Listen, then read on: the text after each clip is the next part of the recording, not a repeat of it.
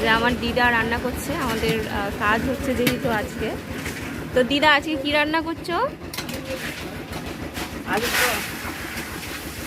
এই যে আলু সেদ্ধ হচ্ছে, দিদা আলুর দম রান্না করছে। দিদা বলো আজকের মেনু কি কি আছে?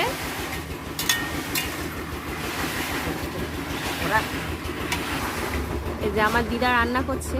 আমার দিদা খুব ভালো রান্না করে, কারণ আমার দিদার হাতের রান্না যারা খায় তারা খুবই প্রশংসা করে। দিদা খুব ভালো রান্না করতে পারে। দিদা বলো আজকের মেনুতে কি কি আছে? আজকের আলুর দম, মুড়ি খাবে, ডাল, আলু ভাজা, মাছের ঝোল।